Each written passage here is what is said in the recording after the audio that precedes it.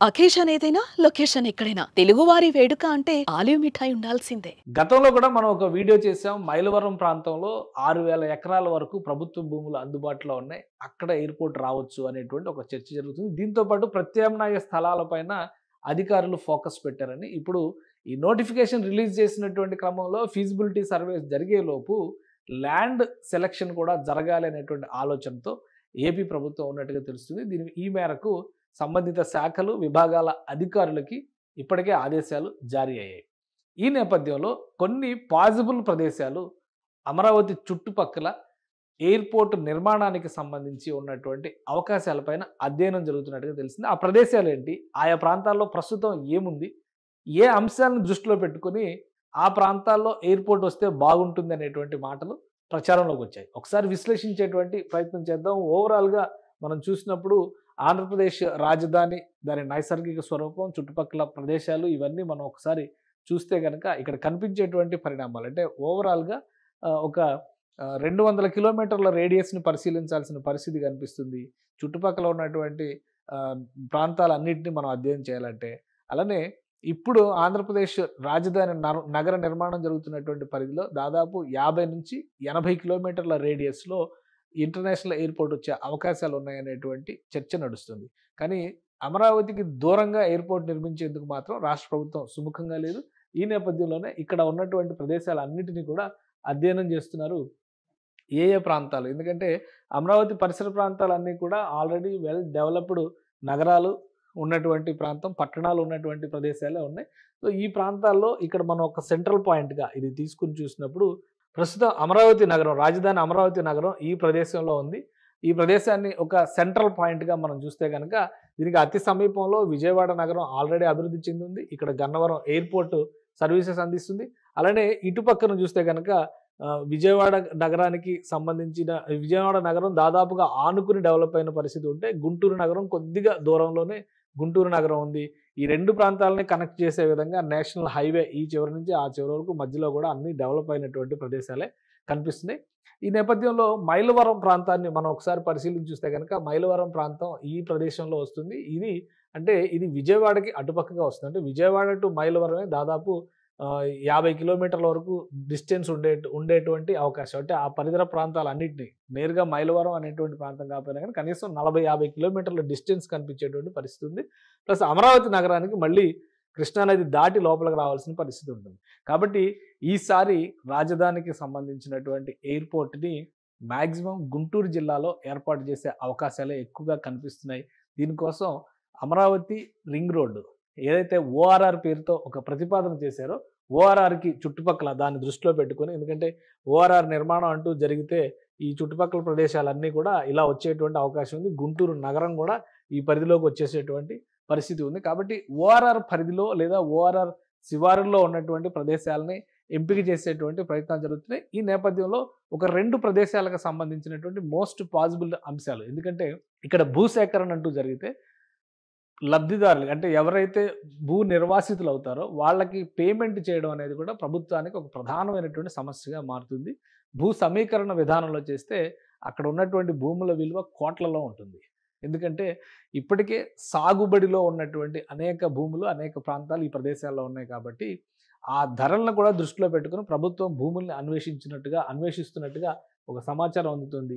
ఈ నేపథ్యంలో 2 పాజిబుల్ అంశాలు కనిపిస్తున్నాయి. అందులో ముఖ్యమైనది తాడికొండ పరిధిలోకి వచ్చేటువంటి ప్రాంతం. ఇంకొక విషయాన్ని ఇక్కడ మనం గమనించాల్సింది ఏంటంటే అమరావతి అనగానే అమరావతి రింగ్ రోడ్ గురించి మాత్రమే ఆలోచిస్తున్నాం. కానీ అనంతపురం అమరావతి ఎక్స్‌ప్రెస్ వే అనేది రాయలసీమని, ఆంధ్రప్రదేశ్‌ని కలిపేటువంటి ఒక కీలకమైనటువంటి ప్రదేశం కాబోతుంది. కాబట్టి ఆ అంశాన్ని దృష్టిలో పెట్టుకొని చూసినప్పుడు ఇటువైపు నుంచి అంటే రాయలసీమ వైపు నుంచి వచ్చేటువంటి ఈ హైవేని దృష్టిలో పెట్టుకొని కూడా ఇంటర్నేషనల్ ఎయిర్‌పోర్ట్‌కి ప్లానింగ్ చేయాల్సినటువంటి అవసరం ఉందని చెప్పని రాష్ట్ర ప్రభుత్వం భావిస్తుంది. ఈ క్రమంలోనే ఇటు తాడికొండ పరిసర ప్రాంతాల్లో ఉన్నటువంటి భూములపైన అధ్యయనం జరుగుతున్నట్టుగా తెలుస్తుంది. తాడికొండ పరిసర ప్రాంతాల్లో ఎటువంటి నిర్మాణానికి సంబంధించి ఇక్కడ మనం చూస్తున్నాం ఈ ప్రాంతంలో చాలా క్లియర్‌గా కనిపిస్తున్నాయి. 2 మార్గాలు, 2 ప్రత్యామ్నాయమైనటువంటి అంశాలు కనిపిస్తున్నాయి. ఈ ప్రదేశంలో ప్రభుత్వానికి సంబంధించినటువంటి భూములు కూడా అందుబాటులో పెద్ద ఎత్తున ఉన్నట్టుగా తెలుస్తుంది ఈ ప్రాంతంలో. సో, ఈ భూముల్ని సద్వినియోగం చేసుకోవడం, ప్రైవేటు భూముల్ని స్వాధీనం చేసుకోవడానికి ఉండేటువంటి పరిస్థితి. ఈ ప్రదేశాల్లో చూస్తే గనక ల్యాండ్తో పాటు వాటర్ అవైలబిలిటీ ఇటువంటి అంశాలన్నింటినీ దృష్టిలో పెట్టుకొని చూస్తే కూడా అన్ని సానుకూల అంశాలే ఉన్నాయి. అలానే ఆ ప్రాంతాల్లో పొలాలకు సంబంధించినటువంటి రేట్లు కూడా కొంతవరకు తక్కువగానే ఉంటాయి మిగతా ప్రాంతంతో పోల్చి చూసినప్పుడు. ఇటు ప్రత్తిపాడు, గుంటూరు నగరానికి సంబంధించి సమీపంగా వచ్చేటువంటి ప్రదేశాలు ఇవన్నీ కూడా.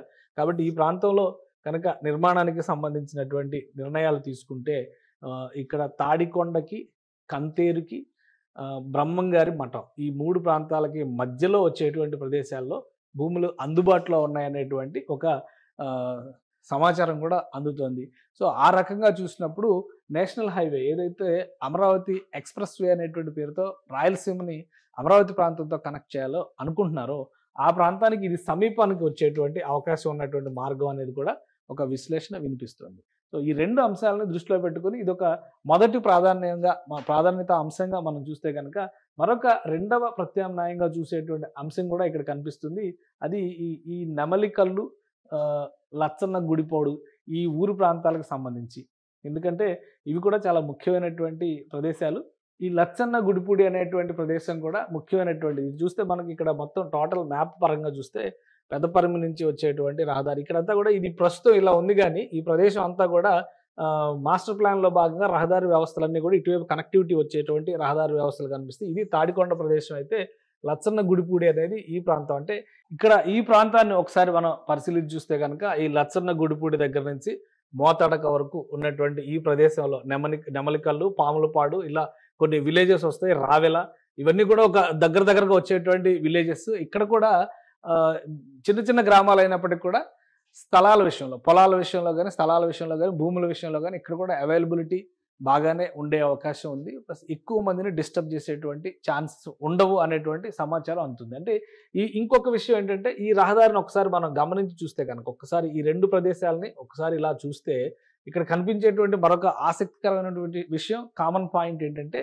ఈ ప్రాంతానికి సంబంధించి ఒకవేళ నెమలికల్లు, మోతడక, ఈ ముక్కామల, లచ్చన్న గుడిపూడి మధ్యలో గనక ప్లాన్ చేస్తే ఇటు నుంచి వచ్చేటువంటి నేషనల్ హైవేకి దగ్గరగా ఉంటుంది. అలానే ఇక్కడ చూస్తే నెక్కల్లు పూర్తిగా రాజధానిలో ఉన్నటువంటి కర్లపూడి ఇవన్నీ కూడా రాజధానిలో ఉన్నటువంటి ప్రాంతాలు. ఇది అమరావతి రాజధాని ప్రాంతానికి కూడా ఇది అత్యంత సమీపంలో ఉండేటువంటి ప్రదేశం అవుతుంది. అలానే ఇక్కడ అమరావతి రోడ్డు అంటే ఇది పాత అమరావతి దేవాలయానికి సంబంధించినటువంటి రోడ్డు, గుంటూరు నుంచి అమరావతి వెళ్ళేటువంటి రహదారి ఇది.